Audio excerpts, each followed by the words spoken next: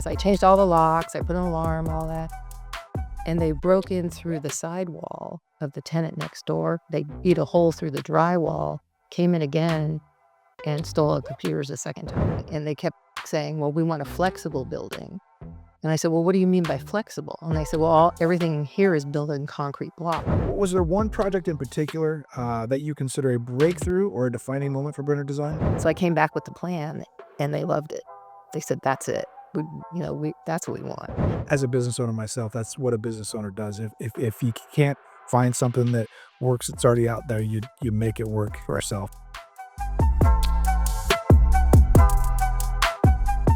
All right, welcome to the On Center Podcast. In this episode of the On Center Podcast, we speak with Diana Brenner, a trailblazing architect and founder of Brenner Design, an award-winning woman-owned architecture firm in Indianapolis, about her remarkable journey in architecture. For over 3 decades, Diana has built a legacy of pioneering women in architecture. She was the first female architect to design new buildings on the campuses of Purdue University and Ball State University, and is one of just 3 women to be named a Fellow of the American Institute of Architects in Indiana. In our conversation, she'll share insights on building a successful design practice, leading with vision in a traditionally male-dominated field, driving design innovation, and making a lasting impact in her community and the profession. This episode is brought to you by Map Solutions, a leading LiDAR vendor supporting architects with 3D reality capture and measurement services. So in 1992, you took the bold step of founding Brenner Design in Indianapolis as a young architect. What inspired you to launch your own firm so early in your career? And what vision did you have for the kind of practice you wanted to build back then? Well, I had moved to Indianapolis to work with Castler and Associates. I don't know if anybody remembers that name, but Suzanne Castler was a really talented interior designer, and she had 3 offices, one in Indianapolis, one in Cleveland, and one in Cincinnati. And I had moved to Colorado from Columbus to follow a firm out there. Columbus, Indiana? Columbus, Ohio. Ohio, right. Yeah. And was looking to move closer to home because I had my first child, and I wanted to go somewhere closer to be with family. Sure. And so I interviewed with the Castler office in Cincinnati, and they flew me out and interviewed me. And they said, oh, well, we think you'd be better off. We already have an architect here, and we think you'd be better off in Indianapolis. And I thought, well, why did you fly me to Cincinnati? So then I flew to Indianapolis and was with Castler and Associates. And Suzanne Castler was just a real talented designer. There were 2 big firms in Indianapolis at the time. Roland was one and Castler was the other one. And so I took a position as director of architecture there and was there, gosh, I don't know how many years. And Suzanne stepped out to have her family for the first time. And the person she left in charge, which wasn't me, did do a good job, and thoughts closed. So I was stuck with, okay, well, what do I do now? Do I go work for another firm? Do I start my own? And so I just decided, why not? Let's start my own company. And, I had copies of, the projects I'd done with Castler. And, I was the person who designed them. So she was like, fine, go ahead and use them. And we were in the middle of a purchasing project. And I remember I told her I knew how much it was worth and I knew how to finish it, furniture procurement. So we were buying furniture for a company and just outfitting their office and everything. So I said, I'll finish this project and I'll pay you $15,000. And she said, do it, fine, I don't care. So I ended up taking a lot of the library, that she had. We were in the Bank One Tower, which was a great, great space. And I think I bought some of the furniture, and then I took all the library, and she owed me some money from expenses. And I said, well, I'll take the computers in lieu of the expenses. She said, okay, go do it. So I ended up trading space planning for rent at an office warehouse complex with a client that was, I think they were from Cincinnati. And, I said, well, I'm just starting. Can I trade space planning for rent? And I said, sure. So I ended up moving there and started the business. And they already had an office and a conference room, and they had the warehouse in the back. So the studio was all in the warehouse behind. And the lighting was terrible because it was warehouse lighting. So we always had to come out and look at finishes and everything out front about the building and stuff. And so within, I don't know, 4 months, we got broken into. All our computers were stolen. And so luckily I had insurance. So they bought me new computers. So 2 months later, they broke in again. This time they broke because I changed all the locks, I put an alarm, all that. And they broke in through the sidewall of the tenant next door. They beat a hole through the drywall, came in again, and stole our computers a second time. Wow. So my insurance canceled me at that point. Do you have any idea who did that? They found later it was a theft ring of computer thieves, and they found a bunch of the stuff thrown into some lake that, they couldn't, like, maybe it was old stuff that wasn't good to sell or something, and yeah, it was kind of a wild ride. So you started your own business, and you mentioned that that you were wondering if you should go to another firm or start your own business. For starting a new business is like high risk for a lot of people. To you, is that just it's A or B? Is that pretty how much it is? I mean, what's your risk tolerance? And for the younger architects out there who might be considering the same thing, how did you work through that in your head? Well, I had all the client contacts, and I was the main contact, for most of them. So they knew me, and I knew that, in talking to them that, they wanted me to keep going. Okay, So that was a good thing because they were like, "Well, what do I do now?" Like one of the clients, we were doing medical office building, and he said, "Will you finish it?" And I said, "Oh, yeah, absolutely, I'll finish it." So I went to my husband, and he was working at the time in marketing, and I said, "Well, what do you think?" And he goes, "Well, if you're out of business to 6 months, you can go find a job then." that's fair enough. So I said, "Okay, I'm gonna do it." Well, it sounds like you didn't invest a lot of money because a lot of it you just bartered with your previous employers, so that helped. Yeah, that helped. And you had a full pipeline. Okay, yeah, that takes away a lot of the risk there. Yeah, and I took 2 employees. I mean, there were a lot of employees, but most of them had found jobs because we knew it was going downhill. So I took, 1 draftsman and 1 designer, and they came with me initially. And, I wanted to hire an intern from Ball State, and, she said, "Well, I'll work for free," and I said, "I can't do that." So, give me a month or so, and if you still don't have a job, come back and I can pay you because that was part of the AIA is you don't take free, work. Sure. So, I get that. So was that Brenner Design that you started, or did that come Brenner later? Design, Oh, so that's when Brenner Design itself started. yeah. Cool. I mean, you broke new ground as the first female architect to design new buildings at both Purdue and Ball State. What did those milestone projects, Man Hall at Purdue, I believe, and Ron and Joan Venderly Football Complex Mm. at Ball State, what did they mean to you personally? And how did you feel? How did it feel to pave the way for other women in architecture through your work? Well, I thought it was always ironic that the first building designed by a woman was named Man Hall. Fair enough. And we didn't know at the time that's what they were gonna name it. We called it the E-Enterprise Center. And, I had a lot of experience doing, uh, office buildings, and basically it was an office building, and they kept saying, "Well, we want a flexible building." And I said, "Well, what do you mean by flexible?" And they said, "Well, everything here is built in concrete block and brick, and you can't renovate it because you have to tear out all the concrete blocks." I said, "Oh, well, you want an office building, you want a metal stud and drywall," and they said, "Yeah, yeah, we can do that." So I said, "Okay, well, I can design something," and we went in to meet with uh, the president of, Purdue, and, they wanted me to meet him, and so I asked him if he wanted a LEED certified building, and he didn't know what that was. And so I had to explain to him, that it was kind of the trend, and I looked at the, site plan, and the master plan had oriented the building the wrong direction for LEED. So, I told him what it was, and I said, "But instead of since we can't change the orientation, we're gonna put all of the glass on one side and put all the HVAC and, the stuff that you don't see on the other side that has all the heat gain, so we won't have that problem." And he said, "Oh, okay."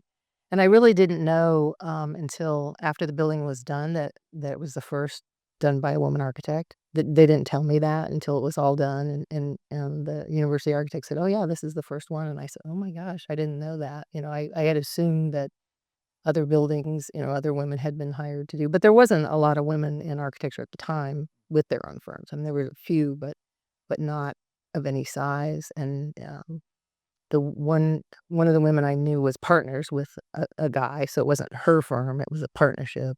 And the other one worked for a while. Sheila Snyder, who's also a fellow, she worked for the state of Indiana. So there weren't at the time I started any that I knew of that were actually in business. So Awesome. Very cool. Um, how did it feel to by doing that pave the way for other women to in architecture through that work? well, I think they loved the building. It was very successful, and it was kind of one of the newer buildings on campus. They hadn't been building for a while, so it was a nice showcase. And we actually went up for the grand opening, and the diversity director was there, and he said, "Oh, by the way, this is the first building designed by a woman architect." And um, I was like, "Oh, okay, that's cool."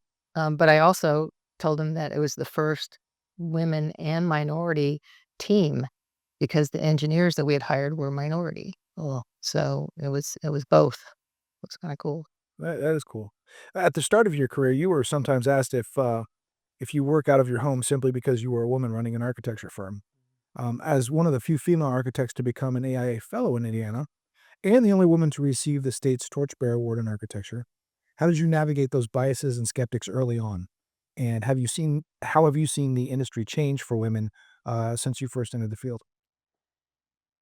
Well, it always used to piss me off that people that was the first thing they said, Sure. "Oh, do you work out of your house?" And I was like, Who am I, Mr. Brady?" I'm like, "No, I don't work out of my house. I have a real office. I have real people." And they were kinda, like, shocked, but I thought, "Well, that was just rude thing to say," because if I were a man, they would have said, "Oh, well, where's your office?" "Where's your office located?" They wouldn't have said, "Oh, you work out of your house." And it just used to make me mad, and it happened a lot. It wasn't just 1 or 2 times, and, it's, Did women do "Oh, it you" too, or just men? both, Both. yeah, Wow. and especially the women, because I thought, "Well, you don't have a very high opinion of yourself if you're asking me that." Well, I guess I got involved in, there was a women in architecture group, so, I kind of got with them and kinda traded stories and things, but, I just kept going, and uh, I think my work was really the proof of what, I could do. So, we started winning awards, and I remember at the Monumental Awards, in Indianapolis, we submitted 3, projects, and all 3 won. Oh, wow. And they were all 3 different types of projects, and, so I started getting noticed that, "Oh, well, yeah, she's serious, she can actually do some cool stuff." And I just kept marketing and talking to different people and, getting out there, and because you can't just sit in your office and expect somebody to call, you have to be out and engaged in different things. And, I ended up, serving on the Fire and Building Safety Commission. I was appointed to that, and I served, I think, 7 years on that. I was on the, Historic Preservation Commission for Indianapolis and served on that for a while. So I think people started seeing me as, okay, she's out there doing these things, and she's competent and knows what she's talking about. So Started seeing you as an architect, yeah, not a woman architect. right, Gotcha. right. Gotcha. I'm assuming the industry's changed since then. I'm gonna say that women don't get asked that as often. Are you working from home? I mean, Yeah, I don't think so. Actually, the last women in architecture, I think there were like 20, at least 25 women well, there, which is a lot compared to, when we started, maybe there were like 4 or 5. So it's a big difference. yeah, and I hope that, I had some kind of an impact. I don't know. Um, like I said, there weren't that many when I started, but more and more, women were accepted. I've no doubt that you changed some people's minds at the very least. Yeah, I hope So, so. yeah. You've racked up over 40 design awards in your career. Speaking of awards, Actually, 60. 60. I have outdated information. With celebrated projects like Purdue's $98 million Mackey Arena expansion, the historic Hoosier Gym renovation. Um, what was there one project in particular that you consider a breakthrough or a defining moment for Brenner Design? Well, obviously, the larger projects get more notoriety, and um, I think once with when we found out we were going to do Mackey Arena, I was ecstatic. Oh, sure. I mean, I was like, "Are you kidding me? This is fantastic!" Because it's a major project, and we were working with an out-of-state firm, and halfway through the project, they tried to fire me. Mm. And I said, "Why?" And they said, "Well, there's no reason, you haven't done anything wrong. We just wanna take it back, and finish it." And so I said, "Well, that's not right. That's not fair." And so they sent me a letter and said, "Here's all the things that you did wrong." And I looked at every one, and I responded, "This is when I sent this back to you on this date. Here it is." And I went through the whole list, and it was totally wrong. So I was at a networking event, and I'm trying to think of the person. She was a state senator. I can't think of her name. It was a networking event for NABO, National Association of Women Business Owners, and she was there. And I went up to her and I said, because I knew she was on the committee for higher education funding, and I said, "Here's what's happening. They're trying to fire me for no good reason." And I had probably over $450,000 left in fees that I hadn't billed yet. So I said, "That's 450,000 going to Indiana, people, all my workers and draftsmen and other architects." And so she called over the diversity coordinator and said, "Hey, do I need to call Franz Cordova? Because, this is not right." And he's like, "No, no, I'll handle it." And he did. And I got a call the very next day that said, from the university architect, saying, "They are not gonna fire you, so don't worry about it." Was he the one trying to fire you to begin with, or No, it was okay, it was the architect from out of town okay, because they were a sports expert, right? sure, Yeah. gotcha. What? They just wanted the fee. They just didn't wanna pay me to do anything else, even though I had a contract for So that it's amount. purely a money thing. Yeah, yeah. Hmm. So, so you kind of, I mean, I learned how to stand up for myself and not take any crap, from people, especially when they're wrong. And, I always tried to document things so that I had a paper trail that I could say, yeah, this is when this happened, this is when this happened. And so I think it paid off in that. And plus the networking in NABO, I was involved with NABO for quite a while. I was on the board of NABO, and just having those contacts and having the women that are in government there, and being able to talk to her and say, "Please, can you help me?" This is a good example of just knowing the right people at the right time. Yeah. Fantastic. Your firm led the design of Indiana State's state-of-the-art football locker room. Go IU! Yeah. They just won the championship. A renovation explicitly aimed at envisioning a highly successful program and enhancing talent recruitment. That's a big order right there. Soon after, in 2020, um, the Hoosiers achieved their highest national ranking in over 50 years, and then of course we all know what happened this year. Yeah. So that's Uh, in your view, how can the design of an athletic facility influence player morale, recruiting success, or even on-field performance? well, when we got selected to do that, we were the local associate. And we were hired by a sports architect, a different one from the first one, Sure. out of town because, I guess they had done a lot of the major facilities. And so they hired us as the local, and the diversity thing helped, but I had already done, All States football complex, so I had some sports Sure. experience. So, but they looked at us and said, "Okay, can you come in and help?" And I said, "Yeah, that'd be great. I'd love it." And I think the whole concept of the design, we looked at different facilities that were existing. Like we looked at the Oregon Ducks because they had just done one. We looked at Purdue had just redone their locker room. So there's like 4 or 5 different football programs that we looked at to see what they were doing, and a lot of it was about branding, and about being kind of a cohesive unit. And we are the Ducks, or we are Purdue, or so we wanted to do something that really was graphically interesting, and and three-dimensionally exciting. And the first plan that the other firm, which I won't tell you who they were, did, they did a space plan and they presented it. I was in the meeting, but they were offline or online. I mean, they were not in the room, and they presented it. And I could tell by the faces of the athletic director and the university architect that they didn't like it at all. And I didn't like it. So after the meeting, they said, well, we need to put our, give them our comments. And then I said, well, would you mind if I did a plan? Because I think I have some ideas that I could put together a plan that you'd like. And they said, oh yeah, just go do it. So I came back with the plan and they loved it. They said, that's it. That's what we want. So then they said, okay, well, the other architects, okay, well, let's look at it in 3 dimensions and see what it's going to look like and put together a rendering. Said, okay. So they did a rendering, brought it back, showed it to the IU, and IU went, really? They thought it was yours. They didn't like it. No, no, no. They presented it as there. I was just there to assist, and they didn't like it at all. And I didn't like it, but I hadn't seen it, and they hadn't asked me for my comments at all. So they weren't really collaborating. I was just kind of there as note taker and whatever. But it was based on my plan, but the concept was just weird. I didn't think it was sports related. It wasn't. There was no branding. The graphics weren't good, and so I said, "Hey, can I do a rendering? And so make a suggestion." And they said, "Yeah, go ahead." So I brought back my version, and they loved it.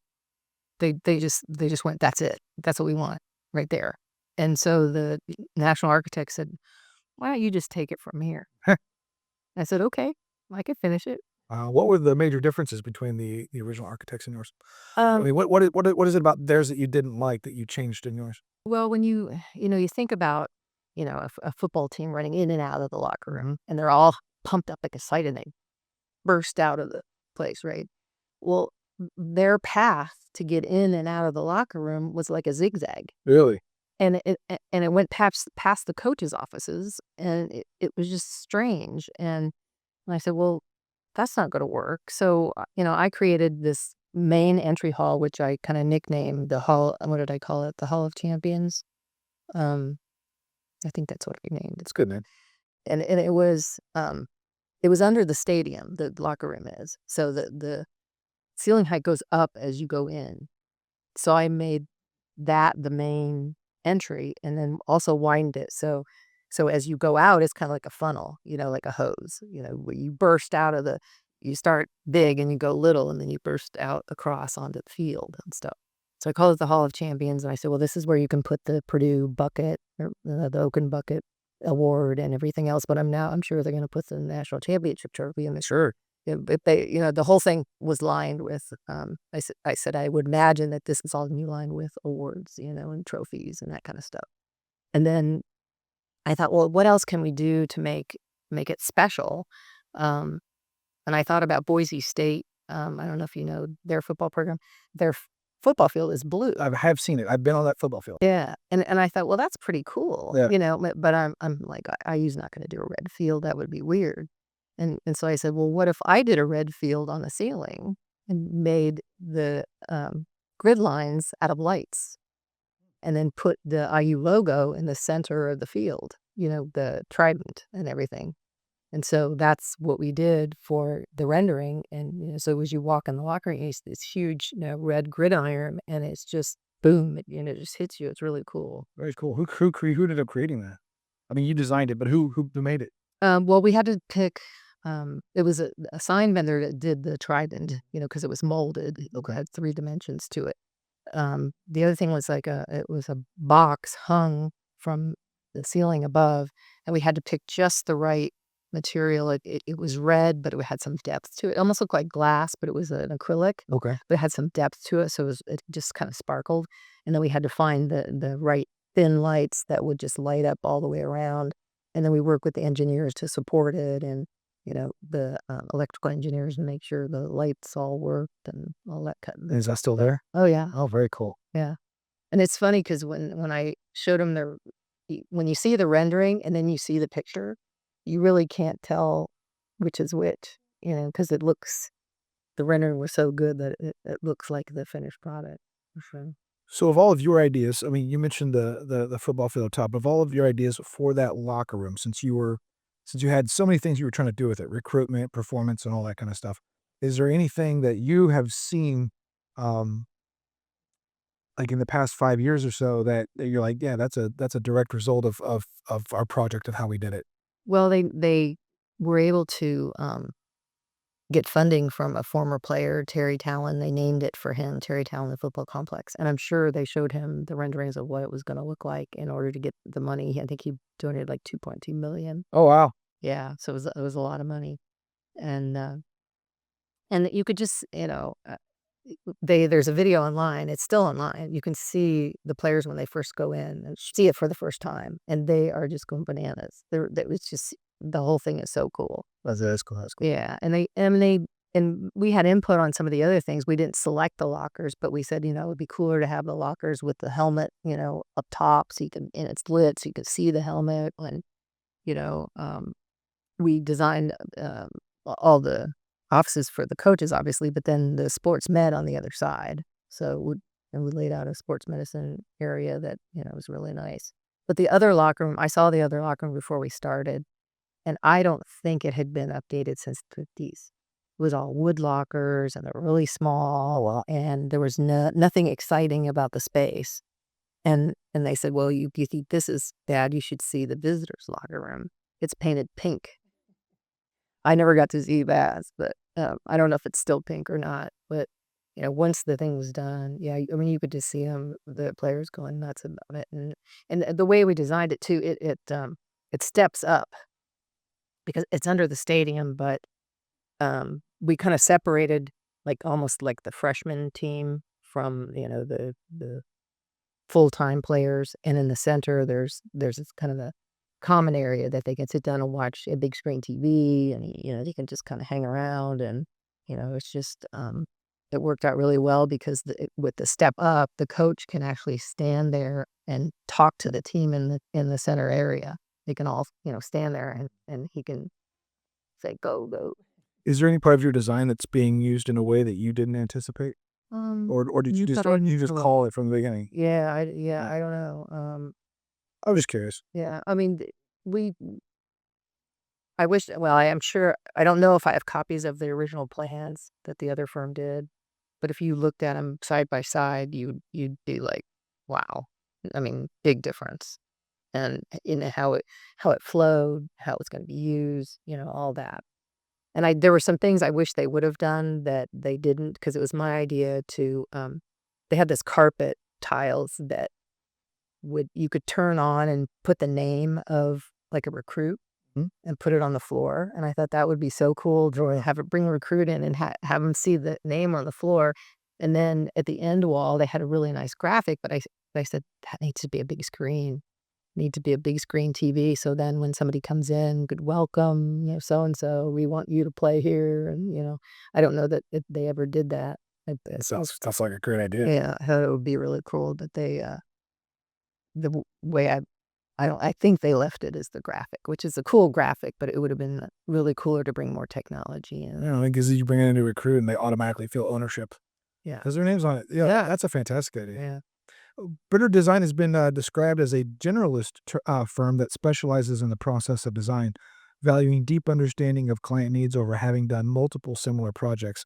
What core principles guide your design approach when you kick off a new project, and how do you ensure that each space you create is not only visually impactful but also genuinely effective for the people that use it?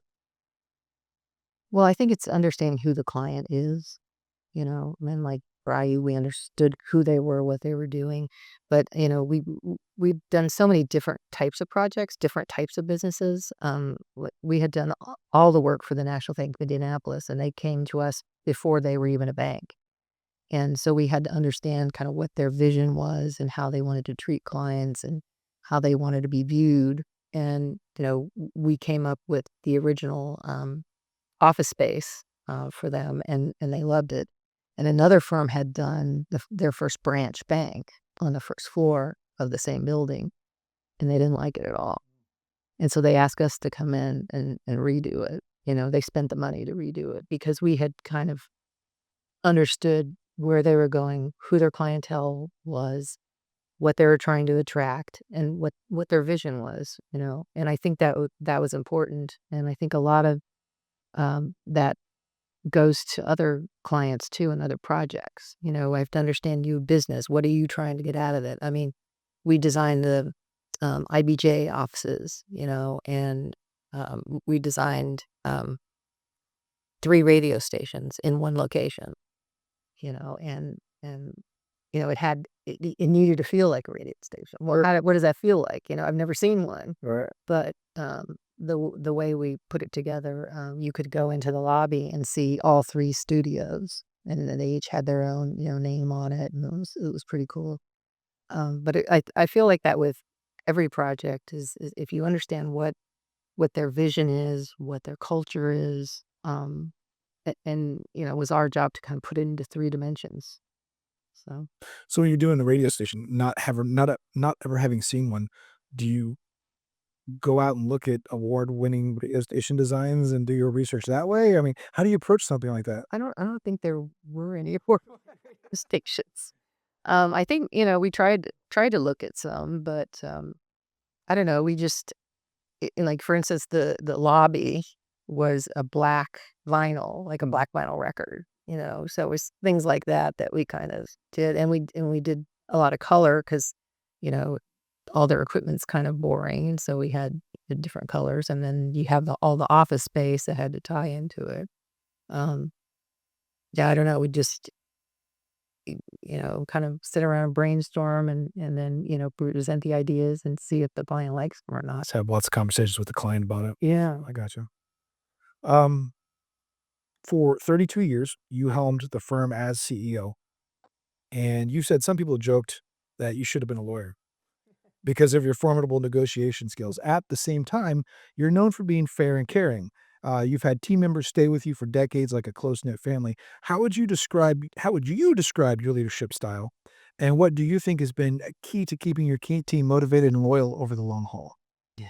I don't do I have a style? I don't know. I guess it's more collaborative style.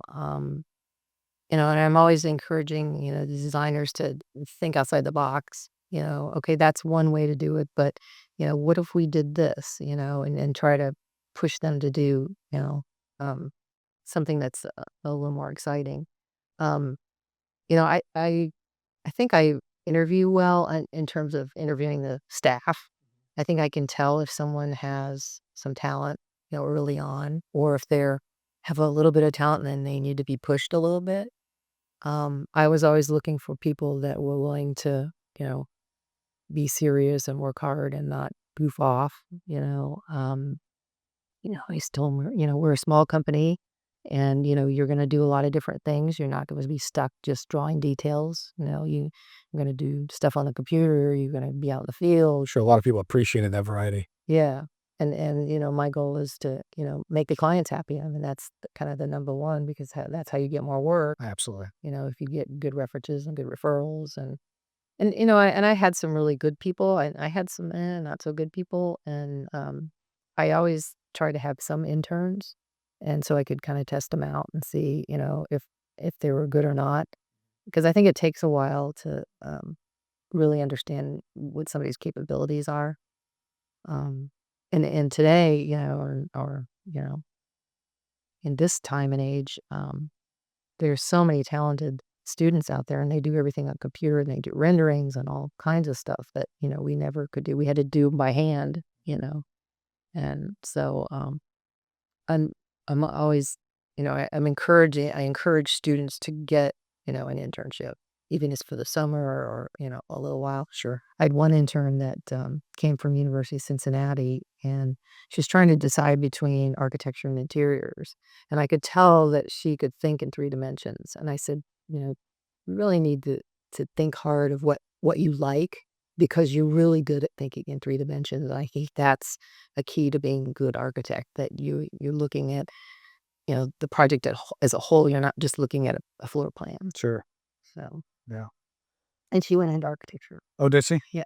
I mean, interior designs, that's three-dimensional too, though, right? Is Yeah, but for those of us who don't know, explain the yeah, difference. well, it's I think I guess what I call interior architecture is what I do. It's a kind of a push and a pull between the interiors and the architecture. So, the exterior of the building has to reflect what's inside and kind of vice versa.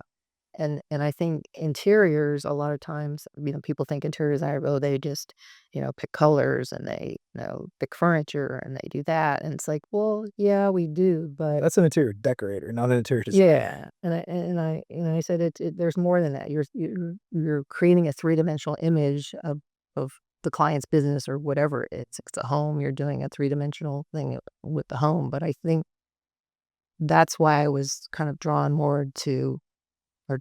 into doing a lot of interiors because I didn't see a lot of people that understood that and did it well, and Sure. the same is true of some architects.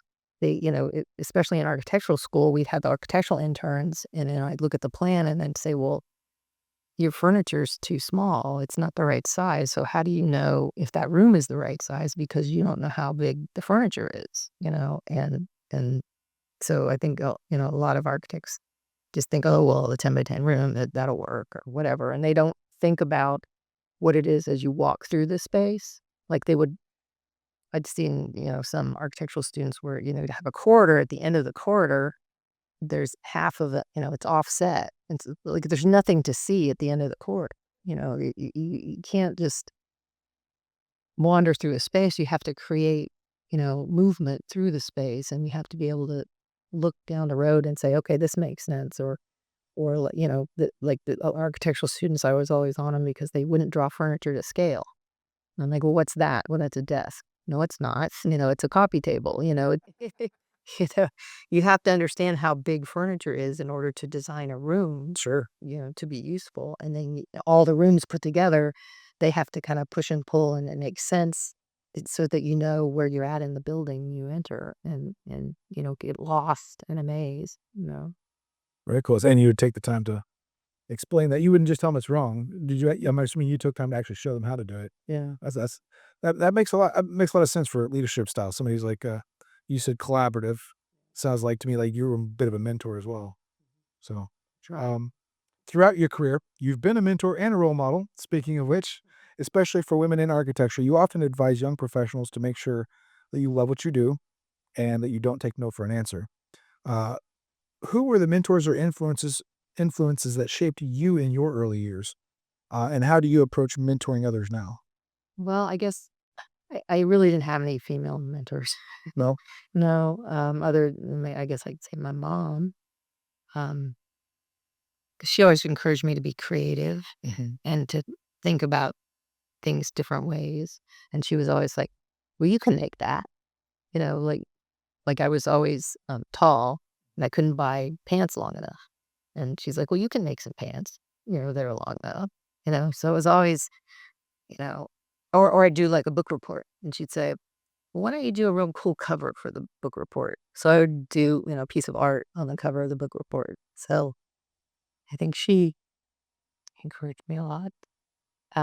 My first job, I think, with a small firm, actually went to a small firm because I thought I would learn more and I would get more opportunity to work on things. And I think it was funny because they would give me an assignment and say, "Well, okay, here's this." I think it was a bathhouse for a pool, outdoor pool complex. And I did a plan, and they said, "Well, that's good, but do another plan." Okay, so I do another plan. Well, do another plan. So I did like 4 plans, and I always come back to the first plan, which was kind of funny, but it made me start thinking about other things, about different ways to do things and put things together. And so I think with some of the interns and things like that, I think I do that a lot. Okay, that's a good first try, but think about something else. Well, what if you did this? What if you did that? And so, kind of get those creative juices flowing. Sure. It sounds to me like your mom, besides mentoring you to be creative, also mentored you to be self-sufficient, independent. Making longer pants, for example, I mean, that's exactly as a business owner myself, that's what a business owner does. If you can't find something that works that's already out there, you make it work for yourself. No, I think that's fantastic. And I think, she always, you know, encouraged me to be creative, no matter what it was. So I think, Thinking outside the I box. think she was kind of I think she wanted to be a teacher, but she was like a teacher's aide. She was the stay-at-home mom, but she worked as a teacher's aide, and she would come home and say, I have this idea for the bulletin board. We're going to do a giant pirate ship and have all the kids are going to have pirate names and they get to color their pirates. But you have to draw them so that I can give it to them so they can, color them. So she was recruiting you for Yeah. fun. Um, for the first 20 years of Brenner Design, you were the largest 100% woman-owned architecture firm in Indiana, which is an impressive feat for a small practice competing against bigger firms. What was one of the biggest business challenges you faced in growing and sustaining your firm? Maybe an economic downturn or uh, tough project competition? And how did you adapt or innovate to overcome it and continue thriving? Well, I think our key was really getting a lot of repeat business from the same clients. So we would impress them on the first job, and then they'd come back to us again and again. I mean, we had done all the work for the National Bank of Indianapolis, and I could have done more banking, but the banker said, "I will give you all our work from now on, but you cannot work for another bank." And I had done, I don't know, 4 other banks, I think, at the time. And I said, "Well, that's what architects do. They develop an expertise in, a certain project type, and that's how they sustain." And he said, "I'll repeat it again. I will give you all our work if you don't work." They said, "Okay, but can I use you as a reference for other project types?" And he said, "Yes." And then so he was a very good reference for me for other projects. Very cool. So, because it sounds to me like economic downturns or other big challenges like the '08 recession.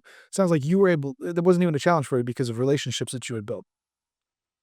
Yeah, I think, yeah, like I said, we got a lot of repeat business because, people were happy with the Sure. outcomes, and I think they saw, we had won, gosh, I think we won over 50 awards or 60 awards, yeah. And at the time, we were winning awards for different categories. And then, somebody would, like, for instance, we did a lot of work with Hokinson Companies, who is a broker, real estate broker. And Hunt Construction, Bob Hunt, called the head of Hokinson, Steve Hokinson, and said, "Hey, I need a space planner. Who can you recommend?" And they said, "Oh, well, Brenner's really good. Go talk to them." So they called us and said, "Will you come out? We think we want to redo our building and it's kind of old." And, so we did a plan and said, "Okay, well, this is all we can do in the building that you have." And he said, "Well, what do you think? Do you think we want to do a new building?" And I said, "Yes, I do." And he goes, "Would you design it?" I said, "Yes, I will." So, yeah, it was just, those kinds of opportunities that, you know, referrals and, yeah, "Hey, they're good, go use them." Sure. And Hunt was one of the ones that we won 3 awards, interiors, architecture, and facility management award because of the way we had designed it, so it would be easy for them to clean and that kinda stuff. That's an awesome story. I spent a lot of time preaching the value of relationships to anybody that I have any influence over whatsoever. So I appreciate that story. Thank you very much. Um, After more than 32 years leading Brenner Design, you decided to step away from the firm and enter a new chapter of life. What led you to conclude that it was the right time to step back after 3 decades? And how did you prepare for that transition personally and professionally? Mhm. Well, I since I was the sole owner, nobody I had worked for me was ever interested because they saw what I did. Said, "I don't wanna do that." And so I said, "Well, I think my only option is to try to sell." So I contacted a couple different brokers to see, because I heard that was kind of the way to do it, and I settled on one, and, I had a firm from Ohio come and talk to me and say, you know, "We think what you do is great. We wanna move into Ohio. We want you to stay in charge and run it and blah, blah, blah, blah." And so we went through the whole, you know, exercise of the sale and everything, and, I don't think I lasted 6 months. Yeah. Yeah, I don't understand it because the I was there for about 6 months. They t Even though they told the staff and me, "Nothing's gonna change. Diana's still in charge. Don't worry about it. Everything's gonna remain the same." Okay. So then they said, "We want you to leave." And then 6 months after that, it was less than 6 months, they closed the office. What was the point? I have no idea. Mm. Don't know. And I had a non-compete. Well, I thought I was gonna work for maybe 5 more years, and I had a non-compete, but the, Indiana Supreme Court recently ruled that 1 year is the limit, and it was after it had been a year since I had been working, and I said, "I'm bored. I Yeah. wanna get back into it." So, I looked on the AIA job board, and I saw, a company in Kokomo that wanted to start an architectural division. And I said, "Well, where are you gonna find somebody who's run a firm, started a firm, run a firm, been successful?" And they said, "We wanna hire you." I said, "Okay." So I'm working, 3 days a week, just kinda starting that practice in Kokomo. Sure. Before I came to do this episode, my wife asked me, because she said, who are you interviewing? I said, Diana Brenner. She said, what does she do? I'm like, well, she's supposed to be retired, but I don't think that she's ever going to quit working because I mean, I'm the same way. I don't think I'll ever stop. I'll always be doing something. I can't sit still. And I think you're very much the same way. Well, and I know, well, I don't remember the woman's name, but there's a woman architect, I think she's in Chicago. She's 90, she's still working. Yeah. I said, "Well, I don't know if I'm gonna go that far." What do you think you'll be doing at 90 instead? Hopefully, I'll still be alive. Um Yeah, I mean, I'm happy doing 3 days a week right now. I don't think I wanna do more. I have a granddaughter now, Mm. and so I get to see her. Are they local? Yeah. That's cool. And that's the first thing everybody always asks. "Are your grandkids local?" Like, "Yeah." So and well, our kids too, they say, "Is your family close?" And then, "Yeah, you're here." So, yeah, I don't think I'll, like, move to Florida or anything. I'll Yeah. probably stay here and But I remember you said you were from Columbus. I assume that that's where your parents continued to live while you were working here in Indy. Cincinnati. Cincinnati was Cincinnati. Okay. Yeah, Um, that's not that long of a drive. yeah, That's and not the too but both of my brothers are in Columbus, so they ended up there after I school. don't know if your daughter took after you and decided to move out to Colorado or something like that. No? Well, I have 2 sons. 2 sons. Oh, sons, okay. I guess I should have asked before I said. Yeah, well, I have an art business too, so I don't know if you knew about that. Yeah, I think you told me, plus you Traffic control. yep, and your son runs it for you? Yeah. That's cool. So you Yeah. got that going for you. What opportunities or goals do you have to look forward to with your new company? Well, they've done a lot of historic preservation, Okay. and I have too, and I think that's kind of their push is really kind of small towns that they wanna go in and show them how to make them successful, and 'cause a lot of small towns are kinda dying, Yeah. and they have a lot of old buildings that are under. Main street projects.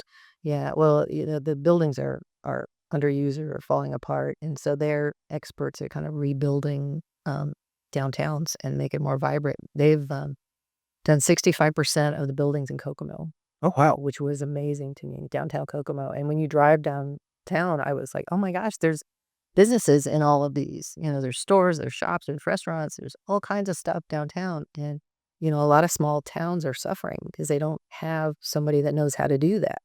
So that's kind of, their mantra is they wanna kinda take it on the road and help other small towns, revitalize and make them viable again, Sure. you know? So your next move is saving Main Street at USA. Very cool. That was my last question. I really appreciate you being on the podcast and sharing your experience and stories with everybody else. Thank you so much. Thank you.